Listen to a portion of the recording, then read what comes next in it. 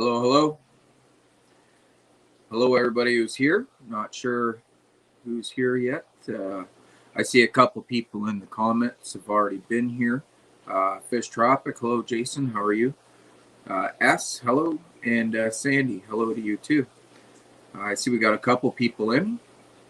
So, yeah, this is pretty neat. It's the first live stream I've done in some time. I decided I needed to take a little break. I took on a different job for a while. I was a Fishroom manager for a while, and I gave that up actually because it just wasn't for me. I wasn't enjoying myself. I was taking way too much time away from home here, away from what I've been trying to build here. It wasn't working. So I gave my resignation on good terms. I'm still really good friends with Hank. I don't have any cool stories of how I got fired or I threw all my stuff and quit. Nothing. It was a very cordial resignation, and still good friends with Hank, and I still wish the store all the best. It just wasn't for me. So that being said, I've been trying to do a little bit more stuff around here. Hey, Sandy. I'm on mobile today, so I really can't type much or anything, but I see your comment there. When will I put my website up again? That's a really good question. I will, but it won't be the same. It's going to be very different. I'm planning on going a bit different direction, so it's going to be more clownfish orientated, the website, because for anything that I'm selling, it's mostly going to be that kind of stuff. I'm still breeding shrimp. I'm still breeding plecos, that kind of stuff. But yeah, my main focus going forward is clownfish for sure. For sure. Hey, Jeff. Good to see you made it out. Neat to see a few people showed up. I didn't know after not doing a live stream for a long time if anybody'd even show up. But yeah, so hello, S. So I guess what I was going to do tonight is give everybody a little bit of a tour here. Some things have changed, most is the same, but maybe I'll do a little bit of a feeding. Got some neat looking fish here to feed and stuff. We could have a look. I got a few new pairs of clownfish. I got some 2-day-old larvae, and I got some about 2-week-old larvae as well. So yeah, we got some different stuff we could feed. We got the clownfish rack. They're always hungry there.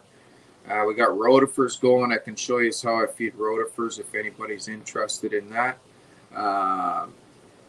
Yeah, we got, I'll go through kind of basically what I'll do with you, and you can ask questions while we go if you have questions.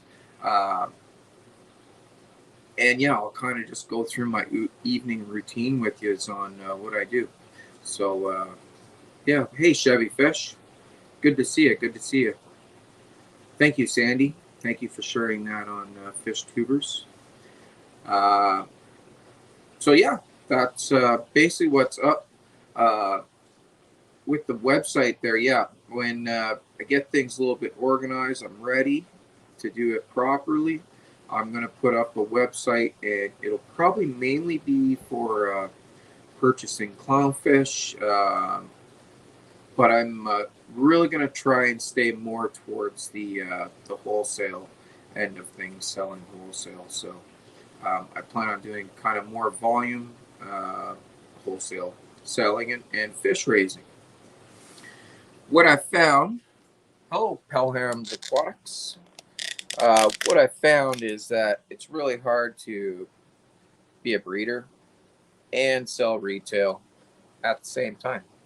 Bottom line, it's very hard. There's not enough hours in a day to look after the fish, raise the fish, do all the stuff for the fish, and then do individual sales.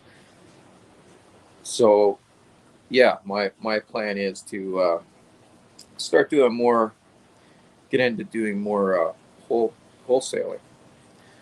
So what I'm going to do here is I'm going to try and figure out how to flip the camera. Oh, try and figure out how to flip the camera around. Right, settings, camera.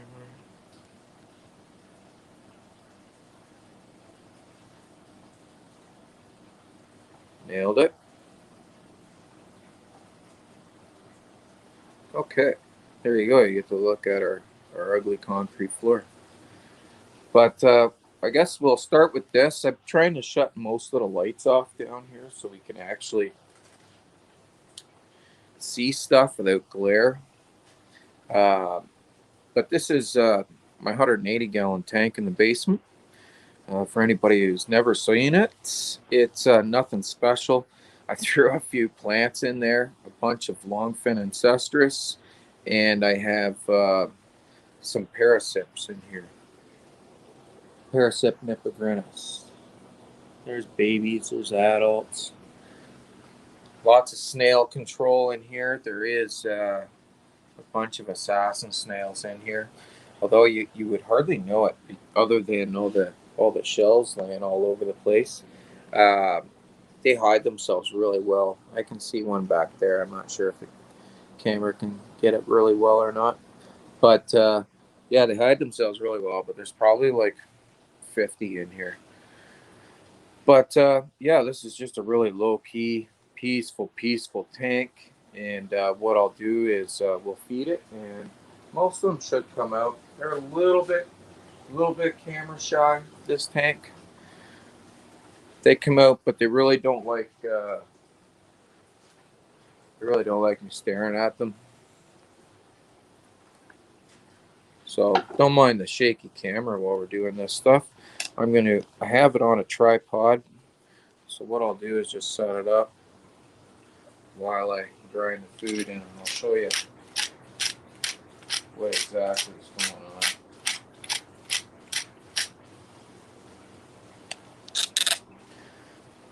So what I use is just a pepper mill, and in that pepper mill, this pepper mill in particular is Northfin cichlid pellets veggie,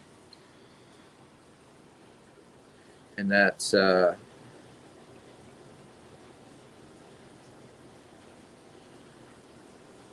exactly what these guys get most of the time. Everybody does well on it. Everybody does well on it.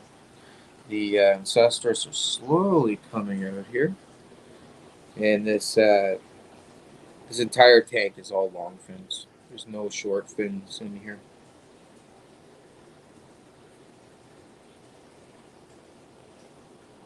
They're slowly coming out. The boss hasn't come out. There's a big male in here. This is the old boss. He's old now. He's retired. Here comes the boss. Right there. So, yeah, the most dominant one will have probably the best headgear, be the biggest, and want to fight the most.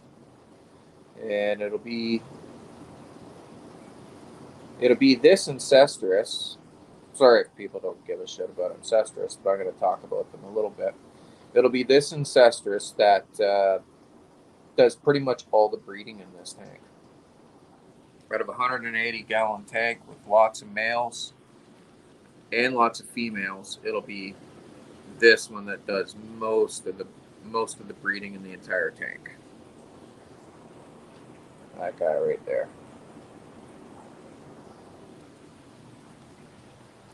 Yeah, thanks, Chevy Fish. It's nice to be back. It was nice to have a bit of a break, but it's nice to be back too. So yeah, this tank, it's real easy. There's really very little maintenance. I don't do anything to the water for this tank at all. It just gets my tap water, which is absolutely gross. My tap water is like sometimes 450 ppm right out of the tap. So it's extremely hard. But this tank is powered with an FX6, a Marineland 360, and an aquaponic system on top of it with a lot of pothos. Hello, Cooper Aquatics. Good to see you. So that's this low-key tank. And I'll have to get some food out for these guys. We'll have a look at them just because we're going by them right now. But this is just a little 20-gallon oddly shaped curved tank. I hate it, but it serves a purpose sometimes. So I put a divider in it so I could get 2 pairs of clownfish in it. They have ample room, lots and lots of room, and I put a pot in for them to get comfortable and host. And these guys even have a fake anemone. But these guys here, if they stop hiding, I don't know why they're being shy. They're not usually shy. But these were actually our own babies. These guys are approaching a year old. And it's a male and a female. They've paired off. They do everything together. Still far from having eggs, I believe. But this is a pair that we planned on keeping right from the very beginning. So we've kept them, and they're here. And we're going to raise them out, see how they turn out as complete adults, because they look very, very cool. We're really happy with how these guys turned out. Hey, Jason, redfish, bluefish. Good to see you, buddy. Good to see you. Thought I'd do a little tour. Now, I wish I could zoom in with this feature, but I don't believe it's possible. No, it's not, so we can't zoom in. But yeah, we're pretty proud of producing this pair. They're a pretty kicking pair. So these are Nicole's favorites by far. Now, these guys right beside us here, on this side, we did not produce this pair. We purchased this pair. And I purchased it from a friend of mine locally. And that's just a black and white Ocellaris. And then we got a snowflake male. So, my hopes, I purchased this as not a breeding pair. They're very, very close if they're not right. They've been hanging out in the cave here all day. They're they got to be getting close, I would think. But hey, who knows? They take their time. But I think they will produce beautiful black ice snowflakes. That's my hope. Fingers crossed. That was my logic behind purchasing this pair, to see what comes out from it. So yeah, they're going to be very, very unique, I think. Very, very unique. So that's this tank, and this is so simple. Some people, I've been getting asked quite a bit lately, like, what's it take to set up a saltwater tank for a pair of clowns? Like virtually nothing. This is such a hillbilly setup right here that works. I do have to do a bit more vacuuming than you may have to in a higher flow tank, but it's simply got a hang-on back filter. It says it's a protein skimmer attached to it, but it doesn't work. A cheap-ass light, and on this side there's a sponge filter. My dividers that I make, polycarbonate and needle point fused together. Works out pretty good. But I absolutely hate this tank because it is curved and it distorts your view. For sure. Distorts view. But hey, so like really this setup costs virtually nothing. Like when you're talking marine anyways, not thousands of dollars.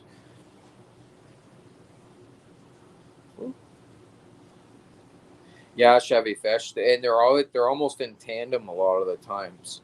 It's so much cooler to see them hosting an anemone. That's why I was hoping these guys would host this fake anemone, but they're too smart for that. Just because to watch that behavior is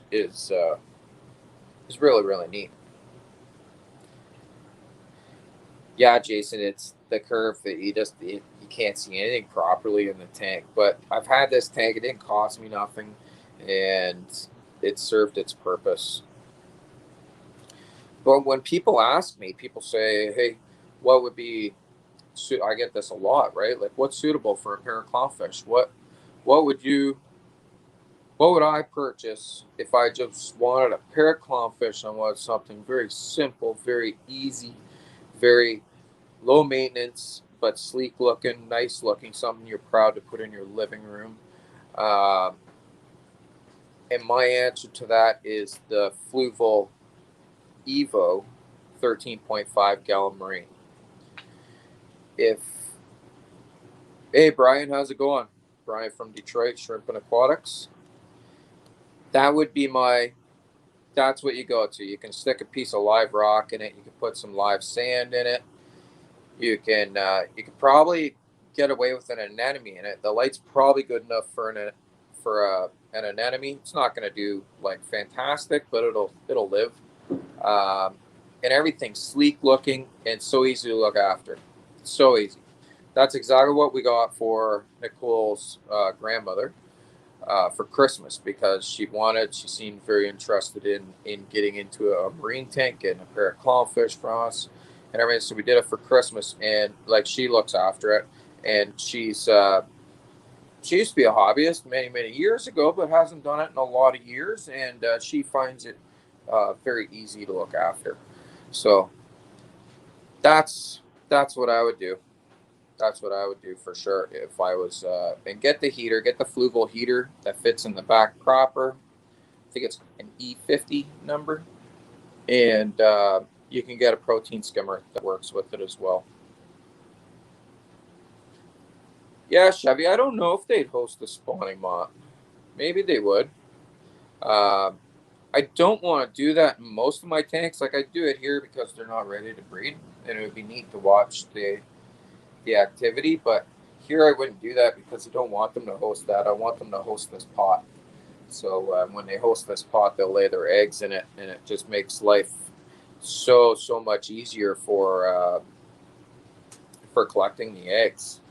But I'll come back and feed this tank after, just because I'll feed it when I feed other tanks. So this tank here has a lot of fish in it. You're all looking at me like, yeah, whatever. Trust me, there's 100 fish in this tank. Over 100 fish in this tank. They're all just hiding right now. So yesterday I put in 90 Fisher Woodcat young guys in here. And what I'm going to show you guys in a second is a feeding frenzy. What a Fisher Woodcat feeding frenzy looks like. And when you watch this feeding frenzy, remember, these guys are only like 2 inches in size right now. When you watch that feeding frenzy, imagine you were a fish that was a ½ inch long, or you were a school of fish that were a ½ inch long. How devastating this would be. These guys are absolutely psycho. It'll take them a minute to wake up, but when they do, they'll be psycho. So what we're going to feed them is just Bug Pro, just Northfin Bug Pro. It'll take them a minute. As soon as one catches wind, they will all catch wind. Sprinkle some. I needed to do something with them for a bigger grow out area. So this is what I come up with. And yeah, I counted them up and there was 90 of them.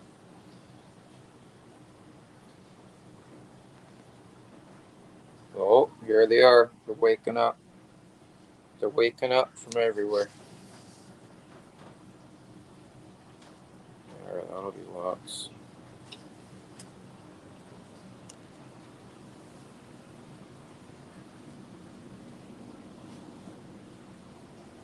Starting to come out. Look at the back of the tank. They all just woke up from around the filters. These guys are absolutely crazy eaters. Crazy eaters. Look at them guzzle it back. It is guzzle. That one fish just ate like 30 pellets. It is guzzle. It was hard to believe that there was actually that many in here.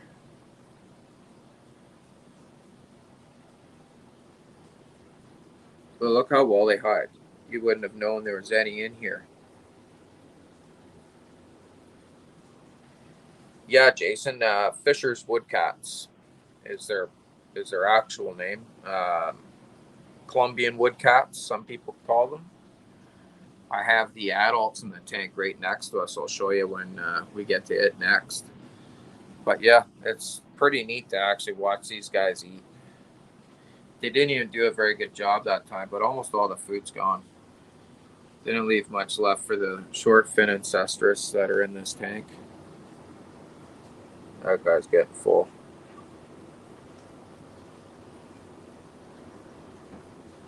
But yeah, they're just everywhere here.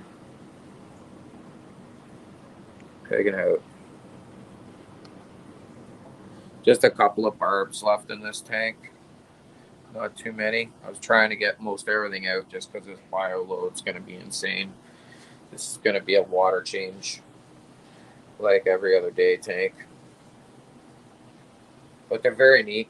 I've been very fortunate to be able to breed these guys and see how they breed and raise the eggs and bring them up. I have some past videos on raising them and breeding them. But yeah, they've been cool, and I'm sure I'm not collecting any more eggs till these guys are gone. Just they grow so fast.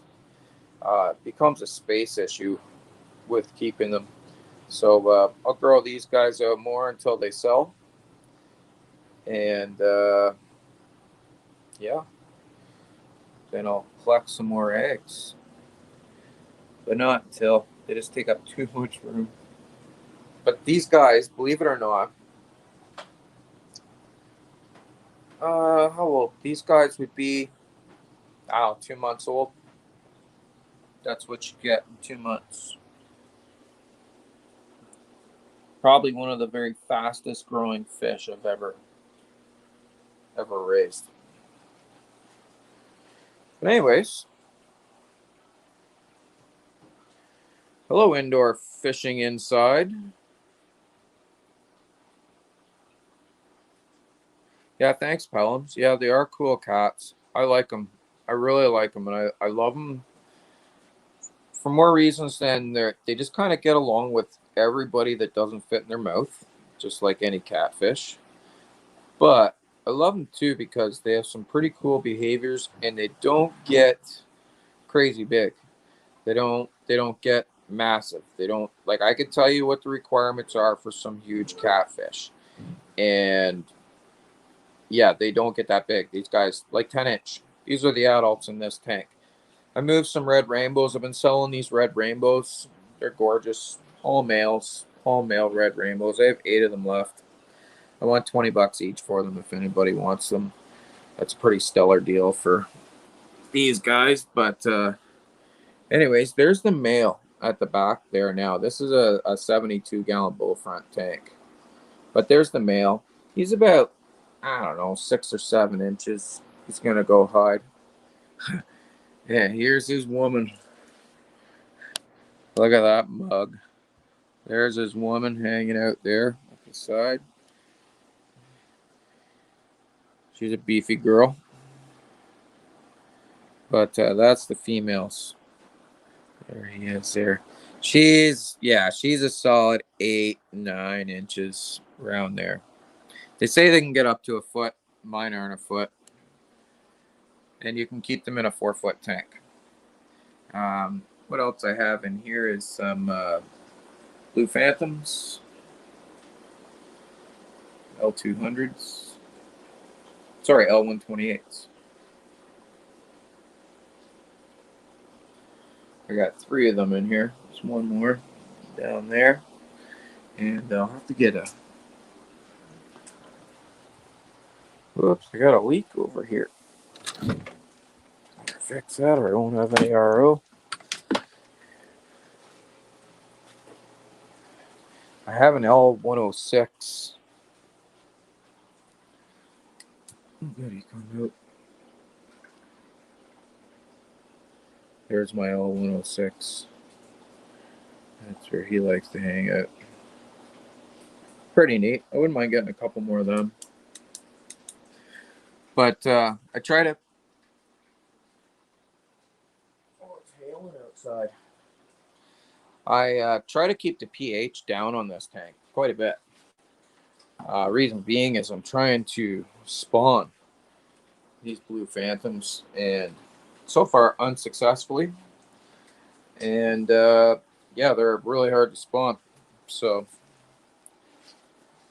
I'm trying keeping the pH down. We're a pH of about 6 in this tank right now. And again, just feeding bug bites. It'll get swirled around a little bit. There's we got a couple of wave makers in there. Move water around. This tank essentially gets straight RO water. See how the parrots eat, to give you an idea how the babies eat, and the parrots love bug bites. Like I said, with these guys, you do have to watch. Oh, there's one baby in here. There he is. Two babies. Jeez, how many more? They must be hiding good. Like these guys, I should really get them out of here, because they will fit in that mouth. They almost definitely fit in that mouth. So it looks like they've mastered the art of hiding. I wonder if there's any more. So I have 92.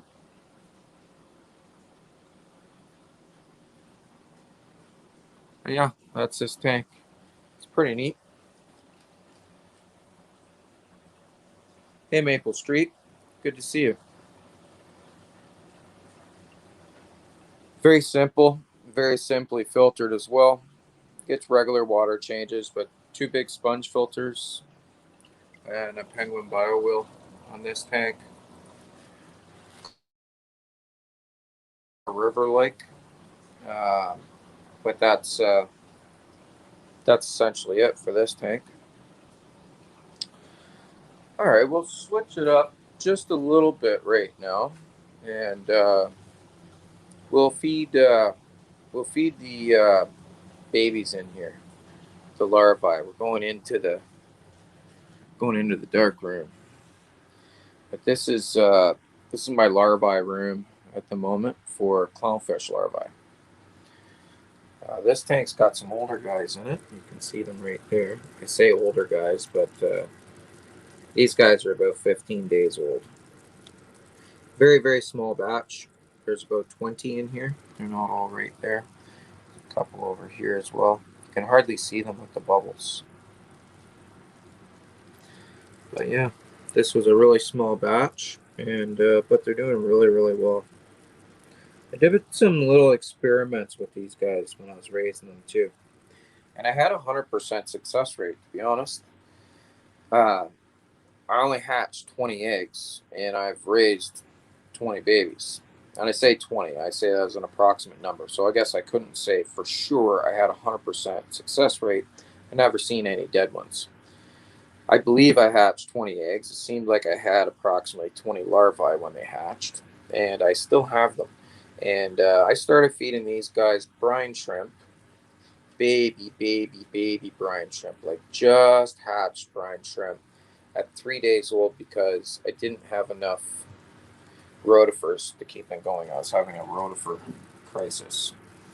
And they went extremely fast, and they went through metamorphosis extremely fast. Now, I was really hesitant to do that because I've had issues in the past with feeding clownfish larvae brine shrimp too early, and they explode essentially. Their insides basically explode because the brine shrimp just go crazy in them. But I think I fed them some brine shrimp that was too old, some older brine shrimp that were more vigor. And yeah. So something else I did, and actually I'll do it right now, I'll show you guys, because some of you might be able to use this tip.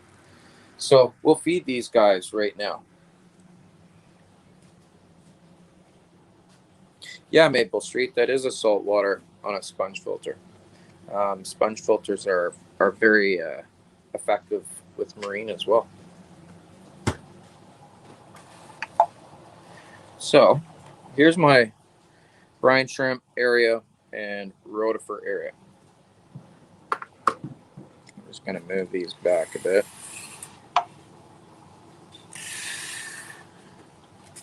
So I do quite a bit of brine shrimp as of late. So what I do, and I'm sorry, this is a very weak, very poor example of it. I have a fridge right here, a little bar fridge I use. Keep all my feeds and different stuff in. So what I do is when I have a brine shrimp hatch, and like I said, this was not a very good one. I put them in an ice cube tray and I put them in the fridge. They stay alive for a day in the fridge at least. And from there, what it also does is it kind of cools the jets a bit. They don't grow, so they stay fresh hatched, and they're not as vigorous. So I think what that does, in essence, is it makes it easier for them to catch and eat, and they still get the nutrition of the yolk sac as young brine shrimp. And so far, it's been working magnificently. So for young guys, like I'm going to start this other group I have in there probably tomorrow or the next day on brine shrimp. They're still on rotifers, and I still have lots of rotifers, so I'll do that. But I'll start this method with them because it seemed to work really, really well. So I'm just going to set the camera down for one moment while I suck some brine shrimp up here.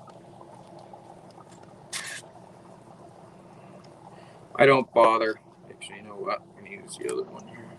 I don't bother rinsing it when it's for this purpose, when I'm feeding it to saltwater fish, because I don't care. The salt content's about the same. It gets water changes every day, so there won't be any issue from not rinsing it. But yeah, it's as simple as that. And this gives them food all night long. All night long. So now I keep the light on 24 hours. So this way they get to eat. You don't have that 10-hour time frame in between getting fed. They can just kind of munch away all night long. Now, the other thing I feed these guys too is TDO chroma. At this size, they get B1. But yeah, they're going crazy for all the brine shrimp right now. So that's a little trick I learned with these guys, and it seems to be working. But let's go have a look at the larvae tank quick, and we'll judge and see if it requires fed more rotifers or not. Just got to find the light. Here it is.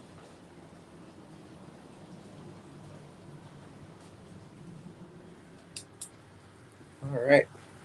So this is a 20-gallon tank, and it is full of 2-day-old larvae. What I'll do actually is I will remove air stones for a minute. I'm running 3 air stones in this tank. We'll keep the one going over there. So there you can see, like there's a lot. And then we have to have a look-see. See if we can see rotifers in the water. I don't know if the camera, oh, I see lots. Quite a few rotifers in the water. And that's what you need at this stage. You want fat larvae at this stage. This is the most crucial, critical, absolute, pardon my French, but if you fuck up here, you're done. They just die. Bottom line. So I'm looking at them here. We're having a look at them, and I'm seeing fat larvae, so I'm happy with that. I'm happy with that. So what I'm looking for on day 2. A whole bunch of dead ones on the bottom. which I had some this morning, and I siphoned them up. So I'm looking for dead ones on the bottom. And then I'm looking to see if they're fat. And then we'll see if they do it while we're watching. I'm looking for them to curl their tail up and then spring forward. And by doing so, watch and see if they do it. Someone will. They might be freaked out by the light, though. When they're doing that, that's their hunting technique to catch the tiny, tiny rotifers. You'll see them curl their tail up and spring forward. And that tells me that they've learned how to hunt.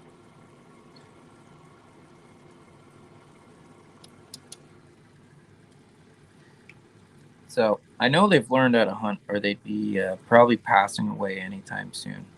And they're up at the top, they're not at the bottom, so they're healthy. So, what else I feed these guys starting on day 2 today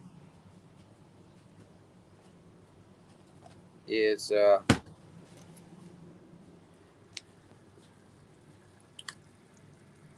TDO Chroma A. It's a powder, essentially.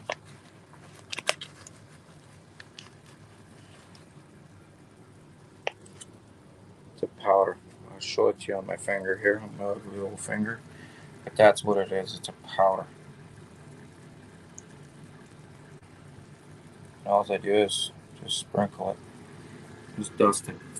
Dust it and then flick it on the water. You can see it. I don't know if the camera can, but. And this is a good time to get them to start eating this. So there's a thing with clownfish larvae that I don't think everybody fully understands. Uh, my understanding of it, and I've read on this a lot, people, a lot. My understanding on it is that, yeah, you have to use rotifers to get started. I've done it without it. I've done it with spirulina, and I've also read papers that you can do it on spirulina, but your mortality rate is not good. You're going to lose a lot of them. You can have a 100% success rate with rotifers. The problem with rotifers is that they're not very nutritious. They're not very nutritious at all. They're in themselves, they actually have no nutrition at all. But I'm gut loading them with as much nutrition as I can, but it's still, they're not very nutritious. So by the time they're 4 or 5 days old, they're almost expelling as much energy as they're taking in nutrition to catch these guys. So you want to get them on a powdered food. I really want to get them off rotifers as quick as possible. It's unnecessary after they're big enough to get that. It's essentially their first meal for the first few days, and then I try to get them on other foods. So these guys, I'm actually going to wait probably until day 4 or 5 before I introduce refrigerated baby brine shrimp, just because I don't want any risks. But and I have lots of rotifers, but yeah, that's uh, that's how she goes. Sorry if that got a little boring, but this is what I do. We're doing a tour of what I do, so I guess you just have to deal with it. So, like, this is my stock here. TDO has to be refrigerated. TDO must be refrigerated. Keep brine shrimp in here too. RG complete. This is what I feed my rotifers. This is what I feed my rotifers, and this is what gives them the enrichment to basically give the nutrition to uh, the baby clownfish larvae. Complete now. I buy RG complete in a 10 liter jug from Reed. And I'm gonna throw a plug out there. Not that my plug matters a whole lot, but I'm gonna throw a plug out there. Reed Mariculture are the easiest people in the world to deal with. They're absolutely the easiest people in the world to deal with. Any questions, call. Janet's got the answer. The lady's name's Janet, who is she basically takes all your shipping inquiries and whatnot, puts your orders together for you. If you're having a hard time with their website, call Janet. She'll take your order right over the phone. Very quick and easy. Uh, any problems I've had with customs, anything, they've helped me through it. They also sell me TDO Chroma. So this is the Hobbyist Breeder Pack. And this comes with a whole bunch of sizes. It says right there. Whole bunch of sizes. And this is what I generally buy. It gives me a little bit of every size. I don't necessarily need the TDO large, but this gives me an idea of what I go through the quickest. So as I ramp up here, as I'm getting more pairs and doing stuff, I'm going to see which ones I run out of faster, and then I'll start purchasing them in bulk.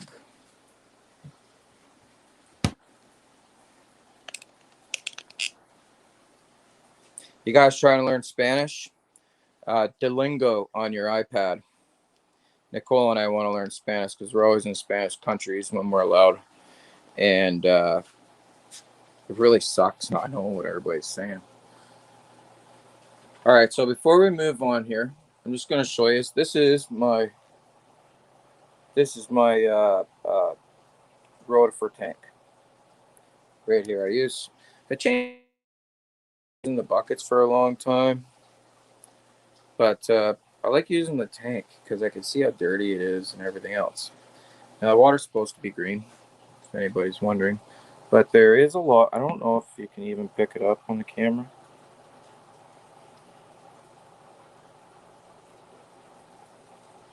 But there is a lot of rotifers in there. So for anybody who may be wondering this question, well, thank you, Chevy. Thank you. I would have a girlfriend's on redfish. I'm terrible at Spanish. Terrible, but I'm trying to learn.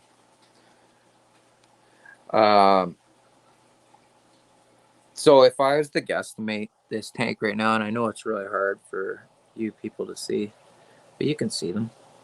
I'm going to guesstimate that there's about 1.5 million to 2 million rotifers in there, approximately. It takes about 100,000 to 200,000 a day to raise a batch of 200 to 300 larvae.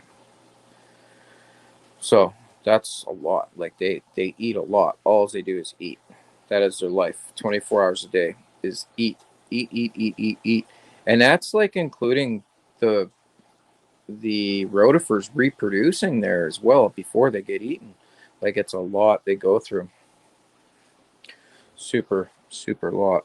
Now I'm going to take a couple of sizes here that I feel like feeding over there.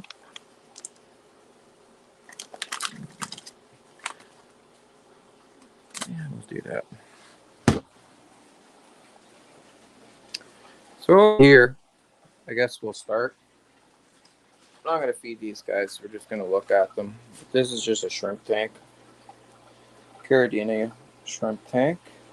And I've moved most of my reds over here.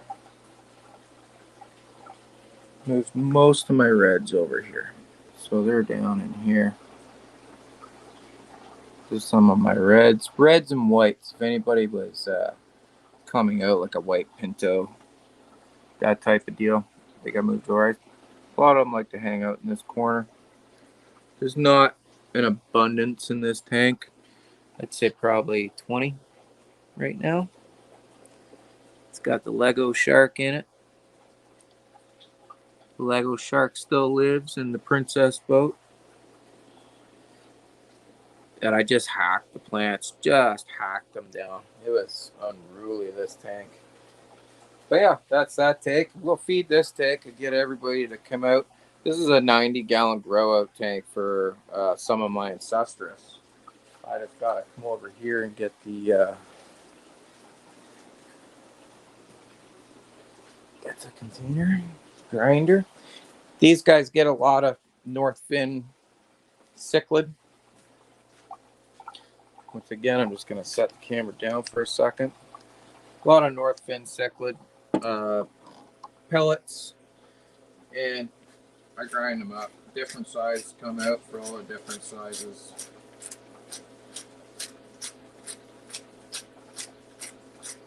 And this is the veggie cycle. I even feed it to a lot of my shrimps a lot of the time.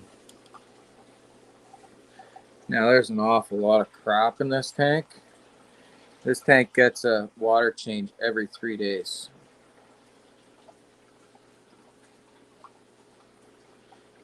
Yeah, Jason, we are for sure, man. You don't even have to, like, literally, like, I'm so close to North Bay.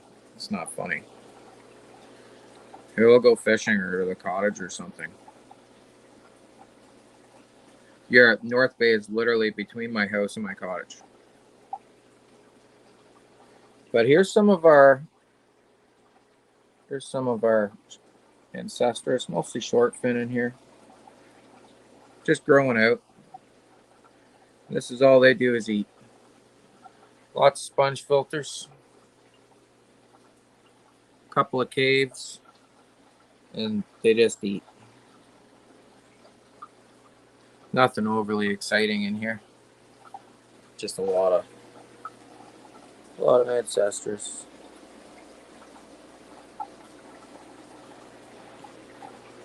There's a bigger one. I'm actually going to start leaving a couple bigger ones in here and just let them reproduce in here. This is a tank. I don't do anything to the water either. It's just straight well water. And or not well water, city water.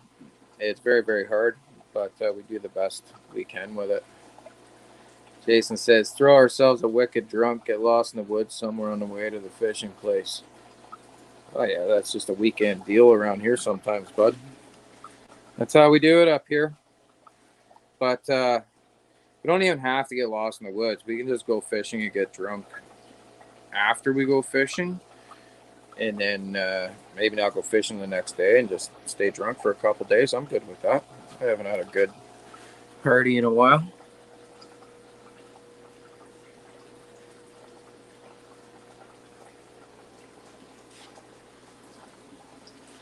Yeah, Sandy's like 4 hours away from North Bay.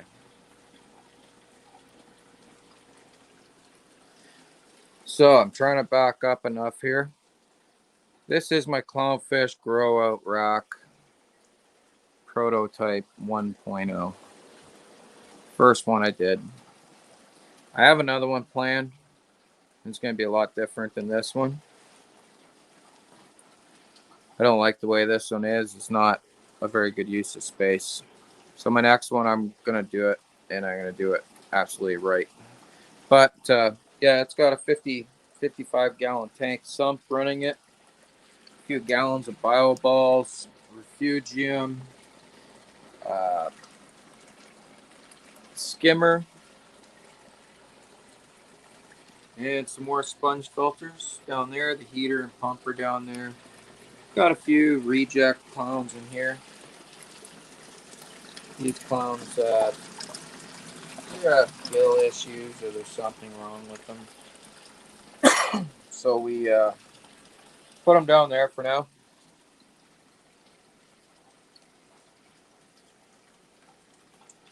But on this rack here, the first rack, there's nothing in here.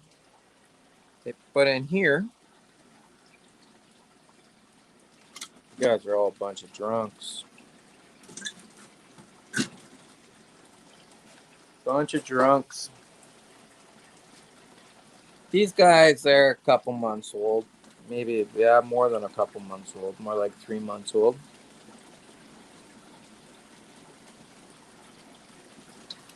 Yeah, we're not from Quebec, Jason. Poutine is from Quebec. So let's feed these guys.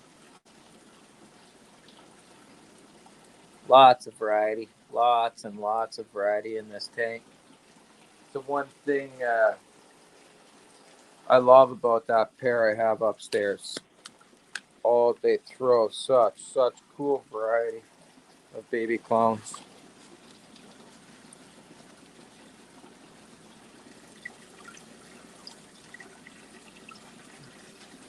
such cool variety.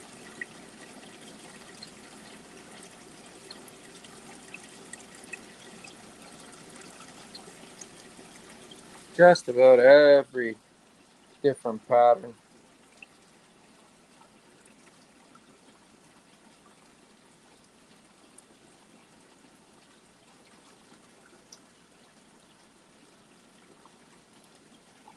So that's those guys.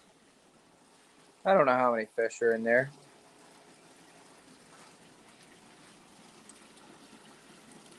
Yeah, about 50. 50-ish fish in there.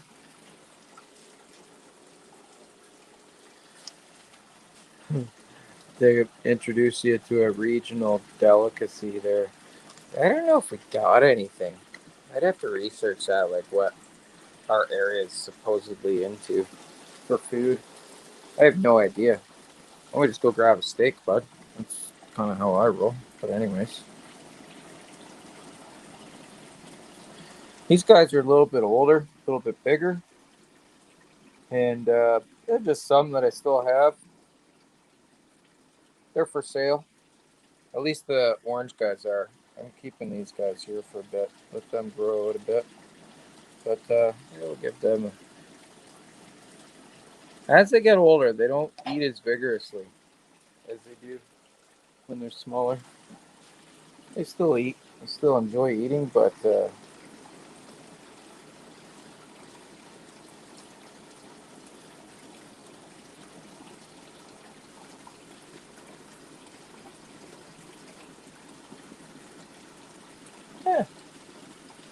I don't keep these tanks like perfectly clean.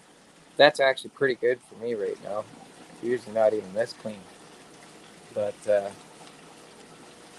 don't have anything on the end here yet, but we're pounding away in the larvae room there, so there will be. On the top rack, what I did was two 20-gallon longs and put in a bunch of dividers. That's what I did up here. And it's so far, it's been working really good. Been working really good. These guys are pretty neat looking. See if I can do this one-handed without spoiling them. There we go.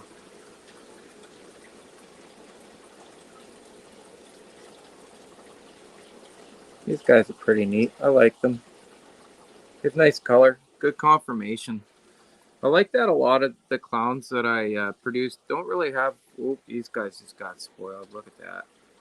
They're probably not even hungry because they don't like the camera in their face. And they're being shy.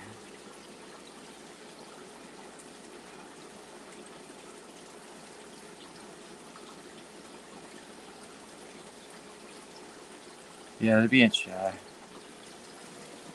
See if these guys will eat with the camera on them. They're not used to this. I've been doing YouTube for a while, so these guys are really nice too. Pair of snowflakes. These are our babies as well. They'll probably eat when I get the camera out of their face.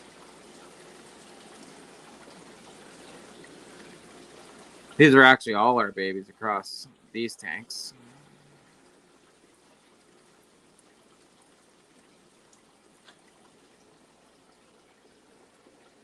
I really thought this pair was actually a neat pairing. Having the white with the Picasso. I think they're going to be really cool even as they get older. This pairing here,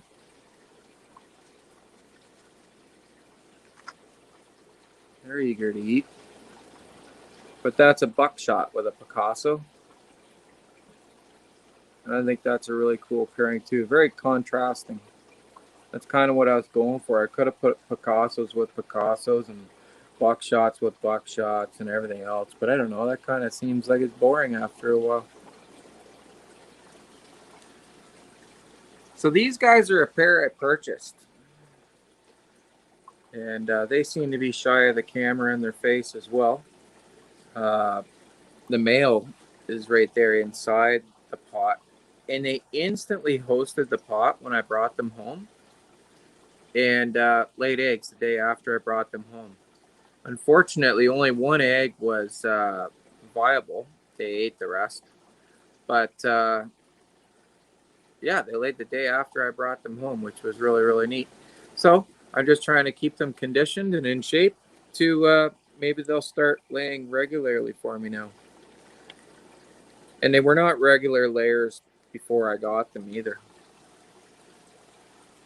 But they seem to have good appetites. They generally eat well. Again, they may not with the camera in their face, but I'm hoping that they lay eggs again soon.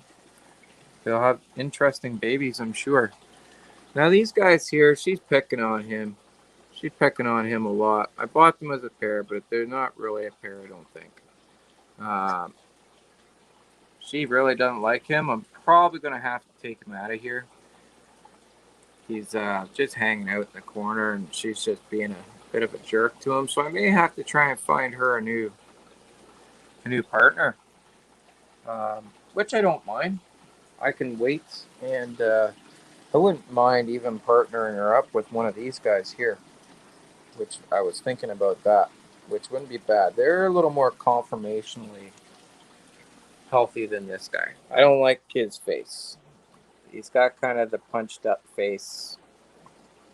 I don't know. I don't like that. I'd rather try to get away from that. And all my babies don't have the punched up face. And that's the way I'd like to keep it. I don't know. I don't find them clownfish as attractive as fish with the real punched up faces. They should have a little bit punched up, but not extreme like that. I think that's very good conformationally. But anyways, so that's the clownfish. Now over here we have a rack of tanks that I do mess with the water. I mess with the water in every one of these tanks.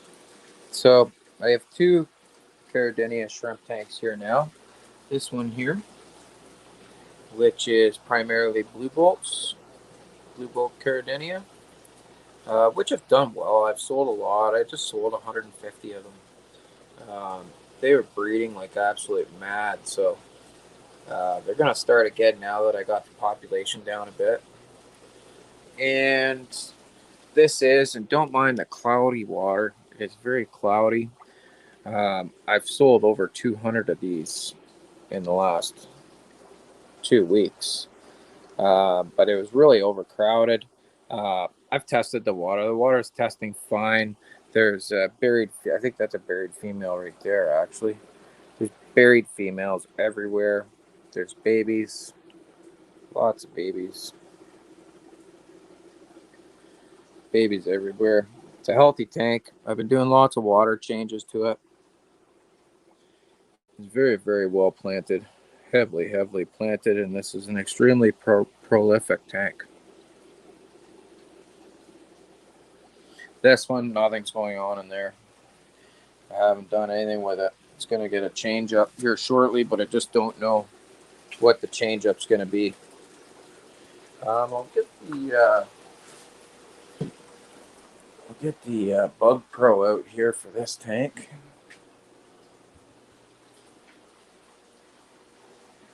So this tank, so the water for the Caradinia tanks, for this tank here and this tank here, water is essentially 100 TDS, straight RO water, and then I remineralize it with salty shrimp salts, and I bring the TDS to 100. Amazonia ADA for substrate to try to buffer the pH, which it does, and the pH in these two shrimp tanks stays around 6.3. So this tank here is a longfin ancestress tank. Got some longfin ancestress in here. One of them came from Steve Langley, actually, because I was looking to mix up the bloodlines a little bit, get some fresh blood. So they may need a minute to come out, but we're gonna spy on them. Gotta get the light again wherever I left it.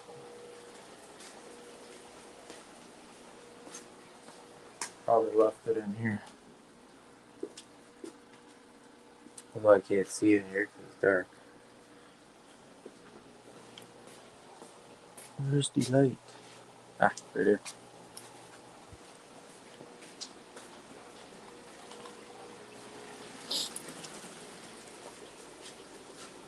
So we'll see what's going down. There's a couple come out to eat. There's the brute from Steve Langley. Great big old albino male. He's real big. These guys are all long fin in here. There might be eggs in there. No, I don't believe so. And there might be eggs in here. It's easy for me to look first. This light's getting weak. I don't believe so. And I don't believe so. But this is my routine. I check. Need new flashlight. Now, this tank, everybody's hiding. But this is a long fin ancestress tank as well. And I'm going to let this big female mutt guppy from my turtle tank cut loose some guppies in here. There's no eggs in here either, but here's a couple in here. They'll come out in a minute. I did put some food in, so shake her down to the bottom.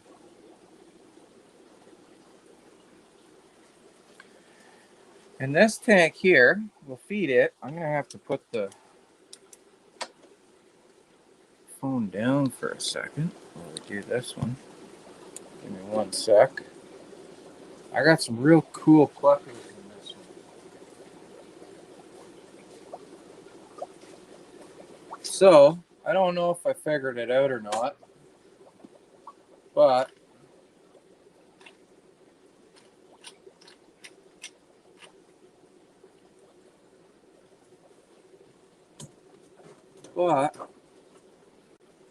I somehow crossed something with something, and I got some of these. Oh, these are a whole bunch of baby guppies from another mutt guppy from the turtle tank. These are the hardiest guppies in the world, and that's why I'm gonna save some babies. If you want hardy guppies, these genetics will be it. But some of these ancestors here, that one's not a great example of what I'm talking about, but this guy's a prime example of what I'm talking about. They are calicos. Some weird looking calicos too. Here's one on top of the log. So I have some green dragons in here as well. But yeah, these are some weird short fin calicos. So pretty neat, pretty cool. I thought they were cool, so I kept them aside. And I'm going to raise them out. There's more in this tank over here. This is a 10-gallon tank. I'll feed it as well. Just give me one sec. 1 second of patience, and I'll feed it as well. These guys have their nighttime snack. Now, these guys generally get fed a lot of brine shrimp during the day, too. And the growth of these guppies has been unreal. These guys are only a couple weeks old. Yeah, these guys would be like a week old. And these guys would be like 2.5, 3 weeks old, something like that. I'll get to your question 1 sec, Jason. I see it there. But yeah, these guys here are calico as well. So it's pretty awesome. So what do I feed my plecos? I make some of my own homemade food. There's a video on that. I feed them, honestly, the bulk of their diet would be cichlid, North Fin cichlid veggie. And I just put it in the pepper mill. That's what I just fed these guys here right now. And yeah, they get a lot of brine shrimp in here when I'm feeding the guppies brine shrimp. It's just leftover brine from feeding all my clownfish when I have leftover, and I usually have extra. And I feed this tank to them as well. It's a huge difference using that. And how often? These guys get her about 3 times a day.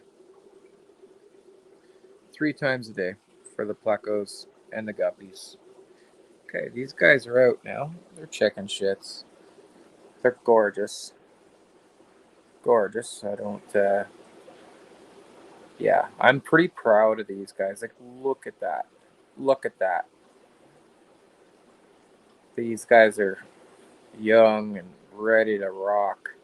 Uh, when they were young, they had an extremely blue tinge to them. Uh, he's starting to get, oh, he's a chicken.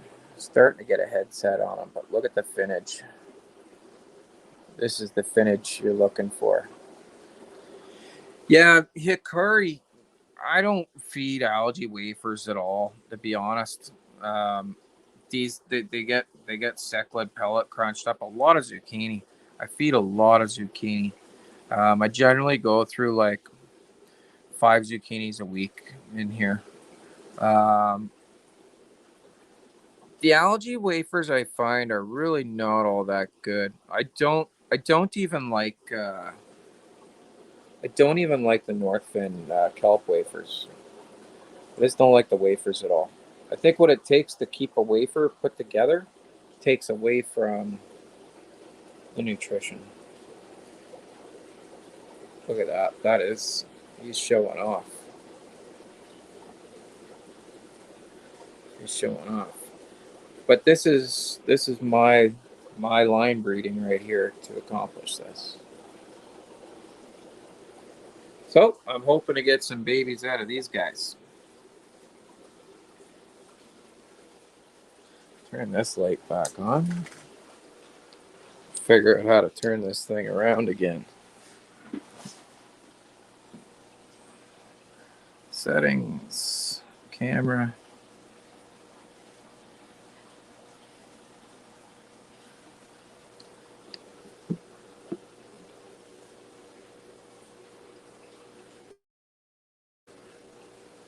There we go. So there you have it, guys. That was a quick and dirty little tour of the basement here, and that's basically my evening routine with a lot less talking and probably throw in a couple water changes there too. But I did most of my water changes and stuff during the day today. Jason says the reason I ask is I got a dozen brilliant red bristlenose. And one by one they faded in color. Wouldn't eat anything but green beans and died. Yeah, so that tells me they had some junk going on, bud. Parasites, I'd say some. Yeah, plecos I find, especially plecos that are being imported, I find almost always come with internal parasites. Almost always. And they're pretty sensitive to medications for internal parasites. Uh, yeah, but yeah, you gotta. I think that's what that sounds like to me.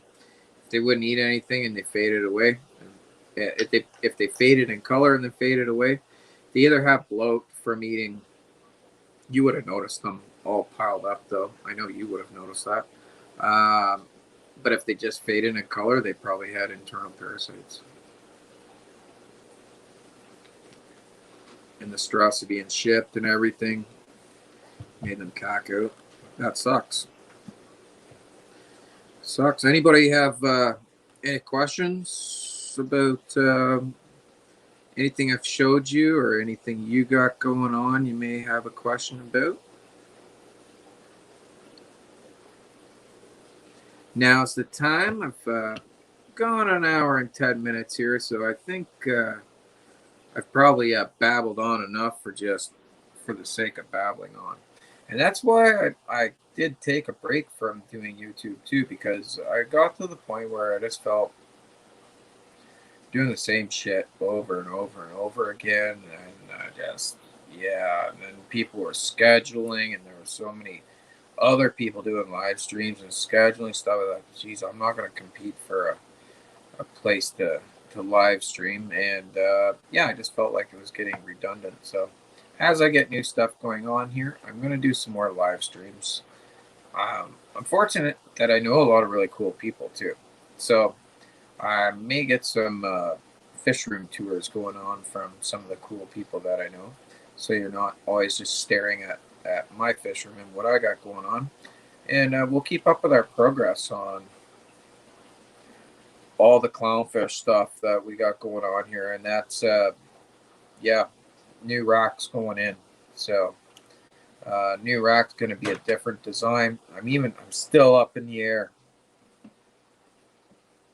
Still up in the air on how I'm going to do it. I'm undecided between. I'm doing 2 rows with a sump underneath, kind of the same as the first rack there, but the difference is it's going to go 620s across on end, all drilled at the back, going into the central sump and down. 2 rows, so 12 tanks, 12 20s. Then I'm thinking, shit, that's a lot of plumbing. That's a lot of drilling, a lot of plumbing, a lot of plumbing. Yeah, it's not easy to build. It's a lot of plumbing.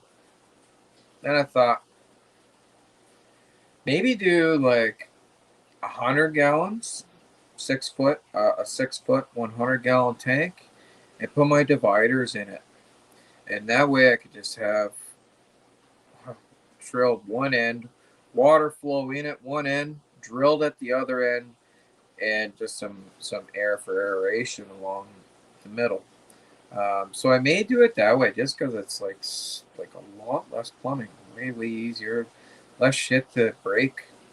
Yeah, just a lot easier. So I may do 2 rows of that for the central sump underneath, but that'll be for raising out more babies. Yeah, even with albinos, Jason, if they get that faded white, like I got an old guy in here I showed at the beginning of the stream. I have an old guy, and he's been slow, not a quick fade like you're talking about, but he's been slowly fading and fading and fading. And I find a lot of the albinos as they get older and not as healthy as they once were, yeah, they fade out, and then they usually pass away. This guy's been fading for about a year, and that fish there, I'm gonna guess is probably close to 10 years old. So it's just old age for him.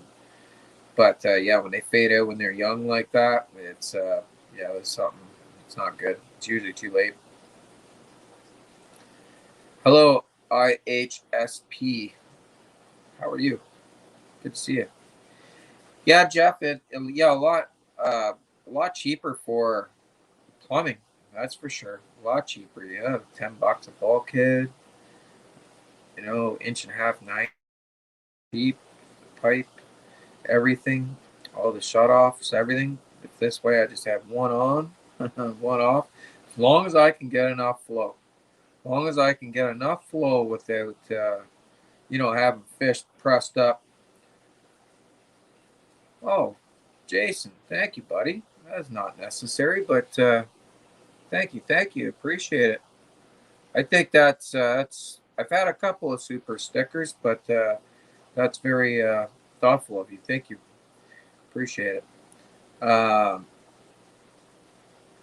But yeah, it's I don't know. It makes sense as long as I'm not killing the fish in the first section of the tank. So I'm gonna have to get a lot of flow going to keep flow going. I might have to use wave makers to help with flow. I don't know. Yeah, that's my only problem with that, I guess, is just as long as I can have enough stuff flowing through. So other than that, I think that's going to be the design.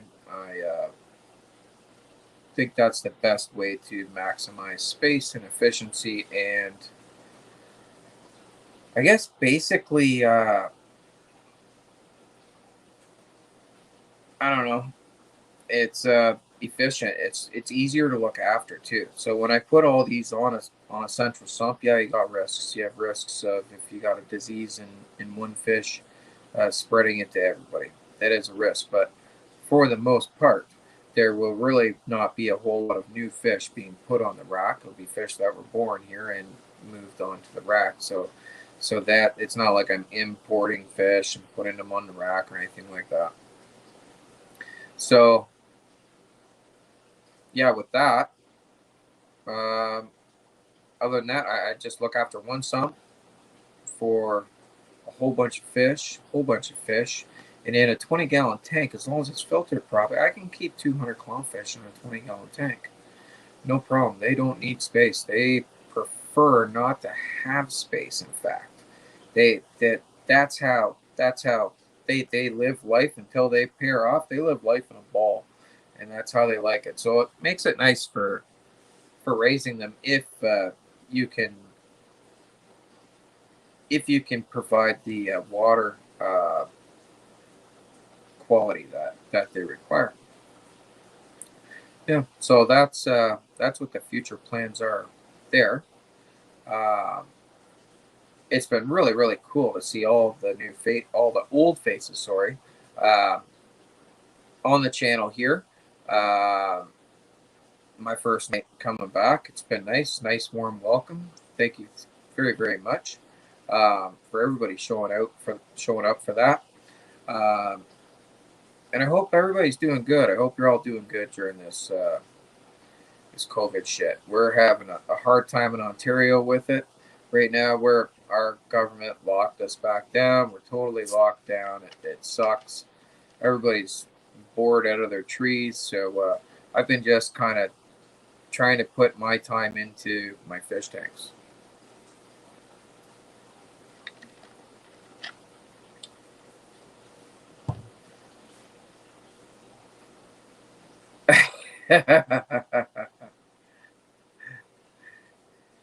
Hey Patty, how are you? Good to see you. Good to see you. I guess yeah, better word than old faces would be uh, faces I recognize.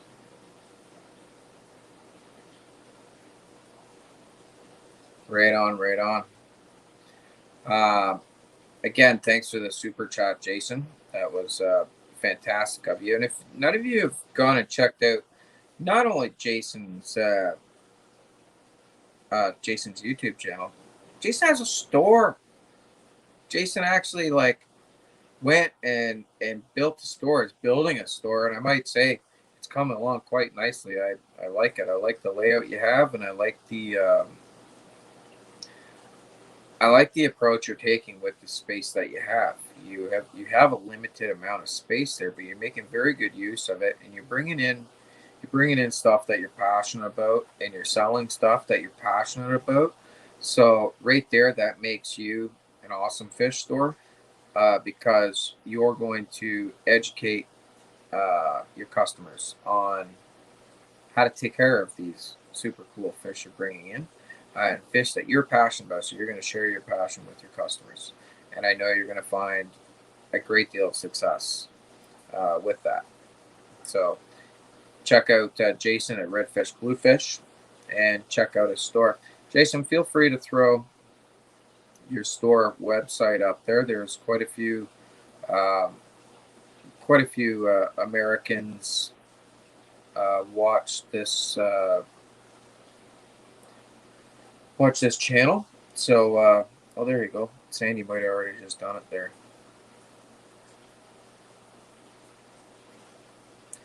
I know, Jason. We do have to. Don't worry. I do getting drunk and do going fishing. Although I'll be honest with you, I never mix them. Um, except at the cottage on my dock, you're more than welcome to get hammered and fish all day long. And I've actually done some of my best fishing that way. I seen a question here. I moved some mollies into the 75 to preserve the cycle, and in less than 24 hours, they picked a clean of algae. This time of year, the sunlight hits the tank for 2 to 4 hours a day. Well, that's good. I guess you'll have to keep moving. You have to keep moving those mollies around. Now, your mollies straight up freshwater mollies. Sorry, my finger there. I gotta scroll through like this because we're.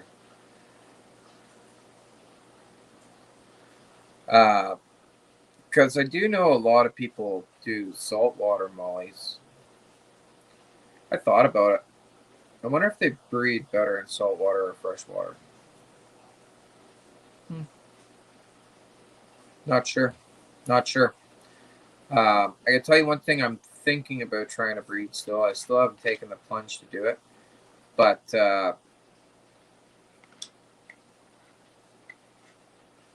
I'm thinking of trying to breed mono shrimp. Reason being is they have a lot of babies, mostly wild caught. And so to have them captive bred.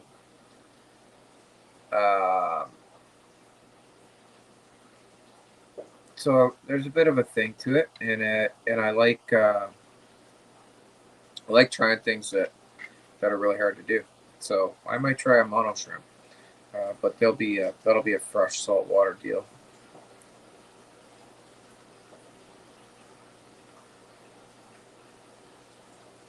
Yours are straight fresh. Okay. Jason says, thanks, bud. Very limited, so got to give it thought. You're too kind. I can't wait to see all the cool stuff you have coming, buddy. Yeah, we will see. We will see. Standard, not. Chevy Fish says, they breed the same in both for me. Okay. That's pretty interesting. That's pretty interesting. You would think they'd breed better one way or the other. Yeah, it sounds like they're a pretty good cleanup crew. Sounds like they are for sure. Now, yeah, that's interesting. Speaking of that, the one fish that I have that can really go either way with freshwater or marine is I have a green spotted puffer. And Paul, most of these know Paul. Well, Paul is doing awesome. I got to do a video on Paul. Yeah, Paul's grown. Paul's like that big now, and Paul's still full marine. I converted him full marine like as soon as I got him. I slowly converted him. And yeah, he's thriving in marine. So I don't know. It would be neat to do an experiment, but there's too many variables for it to be an actual good experiment. An indefinite experiment, you wouldn't know. But to see if they actually do better in brackish water or if they do better in full marine. I can tell you as adults that don't do better in fresh water. They don't. They will fade away in fresh water. But brackish water, they might do better than marine. I don't know. But I couldn't think of anything to do other than just him in a brackish water tank. So I went full marine. And he's loving life. Jason says, man, if you could crack a mono shrimp. Yeah, I think I could. We'll see. I'll have to give it a try. I got some mono shrimp females that are always buried right up, and I haven't attempted it yet. I know the basics of it. I know. I guess what's the word I'm looking for? I know what I've read. I haven't done it. So I know what I've read about it, and what I've read about it is that there's a lot of transitioning periods. One of the transitioning periods is from freshwater to salt, and then from salt back to fresh. And this is transitioning both the larvae and the female shrimp. So you have to transition them at appropriate times of the developmental stages of the larvae to coincide with moving to salt water, and then move them back. And I guess what it's trying to emulate is like a freshwater stream. They go down the freshwater stream into the ocean, da da da da, and then swim back up, I guess. So that's what makes it hard. But I might give it a try just because they're very prolific. So if you did do well, that'd be awesome. And some awesome things we can do as fish keepers. I'll get on my soapbox for a second. Some awesome things we can do as fish keepers is in some areas it's okay. Some wild collection is okay in some areas. Like Jason has met Jim Carmark as well, and Jim talks a lot about collecting in the Amazon, mainly cardinal tetra collecting, and that seems to be a very sustainable business down there. But some areas of the world it's not so sustainable, and in some areas of the world, like in marine, for instance, like with collecting marine fish, it's not extremely sustainable as well. So if we can breed some of these fish and shrimps and whatnot in captivity, we could help out a bit. And let's be realistic about this. When I say help out, yes, we will be helping out. By all means, this hobby is not good for the environment. Like anybody that tells you this hobby is good for the environment is full of shit, to be honest. Uh, we don't want to come out and say that all the time because we're scared of repercussions. But there's a lot of hobbies that are that good for the environment. But what we can do is we can do our part to be less impactful on the environment. And I don't know. That's what I try to do sometimes. I try not to send stuff back out, foreign matters back out of my fish room into the environment. I try not to, I don't release fish or anything like that. And I try to breed a few different types of fish and whatnot that are generally bred in the wild and captive and then wild caught in the wild and brought in. So I try and breed some fish like that as well to try to do my part. Like the Fisher woodcats, for instance. They're one of them. But anyways, I'm not going to keep rambling on. I've now used an hour and a half of your guys' time. So I thank you all for joining me. Thank you again, Jason, for that super chat. That was just too kind. And yeah, you're right there. Born and fresh, then they go to salt as teeny things, larvae. And then there's dark magic and unholy prayers involved, and then Amanos. Exactly. And there's a point, actually, as they're in the ocean coming back to fresh, that it's almost like days. You got to count the days till they develop. Well, when they're shrimp, when they're moving, when they're molting from larvae into shrimp, is when they got to be heading back in. So it's all a timing thing, but so is clownfish. Almost everything with breeding clownfish is a timing thing too. So that might be something I can maybe bend that learning curve a bit on. So we'll see. Anyways, I might give it a try. But thank you again, everybody. Thank you for participating and just showing up or just listening to me babble. Till next time, take care and happy fish keeping. Good night, all.